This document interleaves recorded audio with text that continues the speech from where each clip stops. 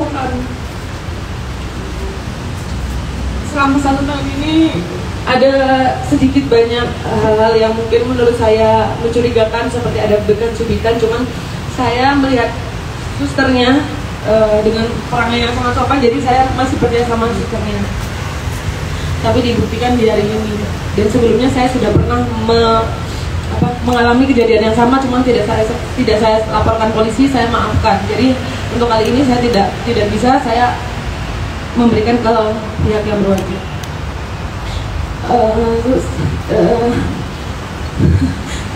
Saya sebagai seorang ibu merasa terpukul. Mungkin beberapa orang banyak yang menyalahkan saya kenapa harus pakai susu dan lain-lain. Yang tahu kehidupan saya dan hidup kehidupan saya sendiri. Jadi kebutuhan orang masing-masing berbeda-beda. Dan saya sangat berharap pelaku dijerat hukum sebesar-besarnya. Karena kalau awak media melihat CCTV, itu anak saya disiksa 1 jam lebih tanpa ada ampun. Disiksa itu dalam artian anak saya lari ke sana ke sini, dikejar sampai mampus.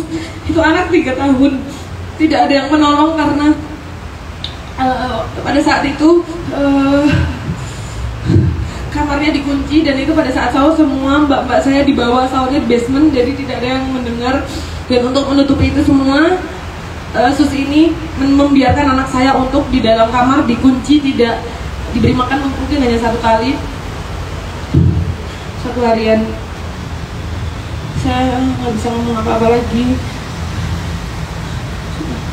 Sebelumnya yang diketahui itu kapan yang pernah terjadi kekerasan?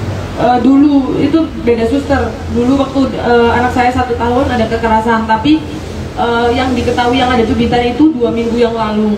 Dan dia bilangnya itu adiknya yang gigit, karena adiknya lagi sering gigit-gigit gitu. Jadi saya percaya. Ternyata saya tinggal ke Jakarta 2 hari, memang ada urusan pekerjaan, 2 hari ke Jakarta. Ternyata hari pertama saya di Jakarta, pas sahur, tepatnya di jam 4 sampai jam 5 lebih, suster itu menghajar anak saya habis-habisan sampai memar, sampai orang yang lihat CCTV-nya, kalau anak ini nggak dikasih keajaiban sama Allah mungkin sudah nggak ada, karena bener-bener diajarnya itu kayak bukan anak kecil, bener-bener media sudah tahu mungkin sedikit banyak di sosial media saya seperti itu. Mbak, waktu itu kenapa Mbak setelah mengetahui kejadian langsung menggugah ke media sosial? Apa waktu itu ke media sosial dulu atau lapor polisi dulu? Sebenarnya saya lapor polisi dulu, tapi saya sudah nggak tahan. Karena sebelumnya saya dulu banget saya tidak melihatkan susternya. Kemudian saya juga ada kasus yang lain-lain, saya masih bisa tahan. Tapi untuk kasus anak saya nggak bisa tahan. Saya nggak bisa tahan, Pak. Jadi saya langsung masukkan ke sosial media, dan ternyata teman-teman saya, tanpa saya meminta tolong, teman-teman saya yang di sosial media menghubungi rekan-rekan polisi dari Jakarta, Jawa Tengah, Jawa Timur, semua menghubungi rekan-rekan polisi. Akhirnya kasus ini bisa dipercepat tanpa saya meminta tolong. Jadi terima kasih buat teman-teman yang mungkin melihat video ini, yang sudah membantu saya dan keluarga saya. Terima kasih banyak, Mbak. Ini kan kasus anak, kenapa waktu itu tidak di blur ketika anaknya Mbak mengalami luka di wajah ketika di ke media sosial? Di vlog. Di beberapa yang berkembang kan tidak ada. Disamarkan kan wajahnya kelihatan. Kenapa tidak disamarkan? Ya. Biar orang-orang tahu separah apa. Tapi kalau untuk di TikTok saya samarkan. Tapi kalau untuk di IG memang saya perjelas biar orang-orang tahu seberapa itu parah banget, Pak. Dan beliau ini punya anak juga. Dan perlu diketahui, biasanya kan suster begini tuh ke-trigger mungkin ada masalah dengan saya tidak ada masalah dengan susternya sama sekali tidak ada masalah. Suster ini baik kepada saya, dan saya juga baik kepada susternya. Bisa ditanyakan ke orang-orang rumah dan manajer saya, semuanya suster ini berperangai yang sangat-sangat amat baik, tapi ternyata manipulatif. Apa sebelumnya dia pernah cerita punya masalah pribadi? Tidak, dia tertutup orangnya. Awalnya bilangnya karena apa Mbak? Karena ya itu, ini yang tidak make sense bilangnya karena dia nggak mau diobatin. Hanya itu, jadi motifnya sampai sekarang masih didalami lagi sama pihak kepolisian. Apakah juga nanti akan ada tuntutan kepada agen penyalur tenaga kerja? Saya serahkan kepada pihak yang berwajib ya untuk tuntutan kepada agennya. Mainnya memang agen, bukan main-main. Agensinya bukan agensi yang sangat besar di Indonesia, bahkan memiliki cabang di luar negeri. Jadi untuk keputusannya saya serahkan ke pihak yang berwajib saja. Begitu Pak. Si adik ini memang sakit berarti Mbak? Kenapa? Mau diminum obat sedang sakit? Enggak, diolesin obat. Nah, itu kita tidak tahu juga apakah sebelumnya sudah terjadi penganiayaan. Makanya beliau tahu saya mau pulang kan, saya mau pulang hari itu juga. Kalau nggak dikasih obat kan kelihatan, mungkin saya nggak ngerti ya. Ini dugaan saya. Jadi saya nggak ngerti. Sebelumnya nggak ngerti, masih didalami lagi. Mbak, tadi di rumah sakit sampean kan mendampingi adik ya. Adakah perbedaan sikap atau keceriaan pas sudah? Iya, jadi pas waktu tidur 5 kali dia mengigau ketakutan. Setelah saya sadarkan ini saya baru bisa tidur lagi. Mengigau lagi, ketakutan lagi, saya sadarkan lagi, baru bisa tidur lagi. Trauma berat.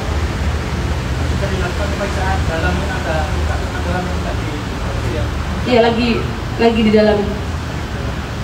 Masih dalam. Berapa Pak? 1 tahun. Hampir 1 tahun. Sudah ya Pak. Terima kasih Mbak. Makasih ya. Makasih banyak. Foto Mbak. Foto Mbak. Ada lepet izin? Ada. Ada. Nah, izin mana? Jadi 1, 2, 3. 1, 2. Makasih ya Bang. Makasih Mas. Makasih. Terima kasih semua di sini ya.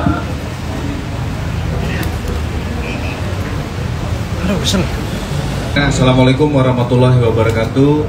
Selamat siang rekan-rekan media sekalian. Hari ini kita akan melaksanakan konferensi pers tindak pidana kekerasan terhadap anak. Yang pertama, dasar penyidik dalam menangani perkara ini adalah dengan laporan polisi LP 227 B 3 Romawi 2024 SPKT Polresta Malang Kota, di mana dilaporkan di hari Jumat tanggal 29 Maret 2024, di mana atas nama pelapor adalah RA, ayah kandung dari korban.